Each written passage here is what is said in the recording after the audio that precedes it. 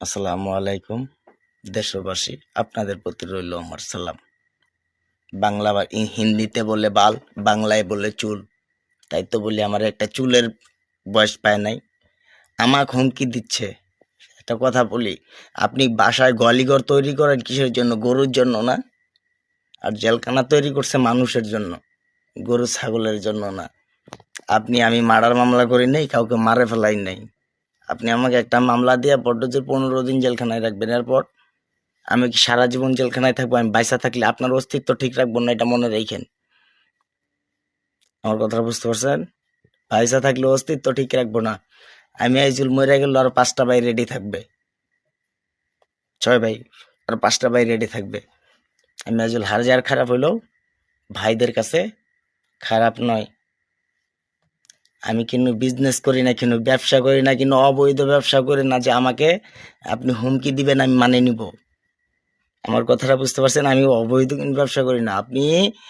আমি যে অবৈধ ব্যবসা করি, আমার হাতে নাতে না ধরা পর্যন্ত আপনার বাপের ক্ষমতা নাই আপনি আমাকে জাস্ট করবেন। আমি সিগারেট খাই, আমি মানি, হ্যাঁ আমি আমি আমি সেবন করি, কিন্তু বান্দির বাচ্চার কাছে এক পিস বিক্রি করি না। আমি মনে করি আপনি আমাকে হুমকি দিবেন, আমি মানে নিব। আপনি আমার বালের বয়স পান না, পান নাই, আপনি আমাকে হুমকি দিচ্ছেন। মাইন্ডেড, মনে রাখবেন, হিউজ নাথিং নলেজ আমায় ভিতরে বেশি রাখতে পারবে না। কারণ আমি এমন কিছু করি নাই যে আমার 20 বছর জেল খাটতে হবে। আমি মার্ডার করি নাই যে 20 বছর জেল কাটতে হবে, আমার ফাঁসি হবে। আমি আমি রিগাল পথে চলতে চাই, রিগাল পথে হাঁটি।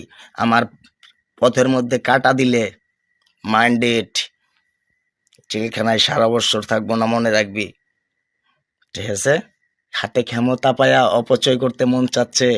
এখন 2 দিনের ক্ষমতা হাতে পাইস নাই, তাতে আমার সাথে এরকম করতে চাচ্ছিস? একবার ভাইবা দেখিস, তোর সে ভয়ঙ্কর আইজুল।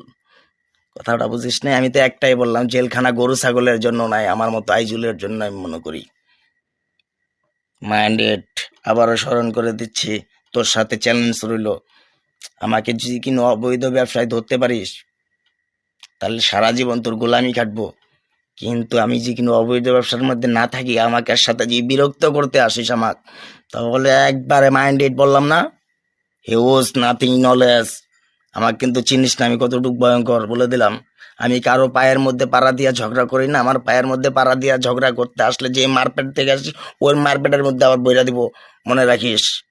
আমি আবারও বলতেছি, মাইন্ডেড, আমাকে চুনোপুটি মনে কইরা ভুল করিস না, বলে দিলাম। ওই তো বললাম না, আমি অবৈধ কোনো ব্যবসা করি না যে তুই আমাকে হুমকি দিবি, সেই হুমকি আমি মানে নিব।